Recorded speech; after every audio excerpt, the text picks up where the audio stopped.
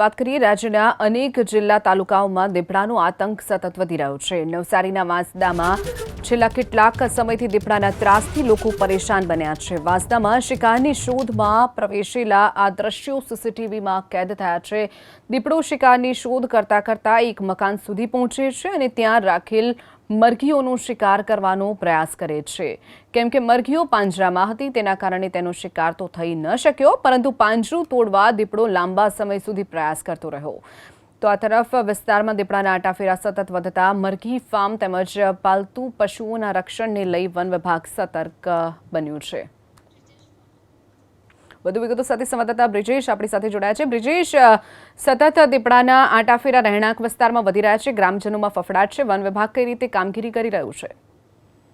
જી, જે પ્રમાણે આ દીપડાના દ્રશ્યો બહાર આવ્યા છે, સીસીટીવી દ્રશ્યો છે।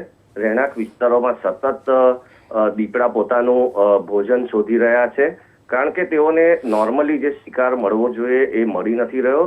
દીપડાની વસ્તી પણ અમુક વિસ્તારોમાં વધી છે, એ પણ રેકોર્ડ પર આવ્યું છે, કારણ કે એમની ઉપર એમને કોઈ મારી શકે એવું કોઈ પ્રાણી છે નહીં, એટલે હાયરાર્કીમાં તેઓ ઉપર હોય તો એમની સંખ્યા થોડી વધી છે, તેઓના એડેપ્ટેશન્સ પણ વધ્યા છે।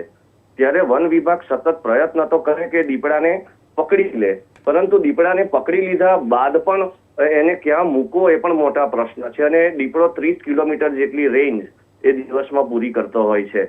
વન વિભાગ પ્રયાસ ચોક્કસ કરે છે એ જગ્યા પર પાંજરો મૂકવાનો, પરંતુ દીપડો થોડા સમય બાદ એ દિશા બદલી લેતો હોય છે, જેને કારણે ઘણીવાર વન વિભાગને પૂરતી સફળતા મળતી નથી। પરંતુ આ વિડીયો વાયરલ થયો છે, જેમાં દીપડો સતત પ્રયાસ કરી રહ્યો છે પોતાનું મારણ મેળવવા માટે। જી, ચોક્કસ બ્રિજેશ, માહિતી બદલ આભાર।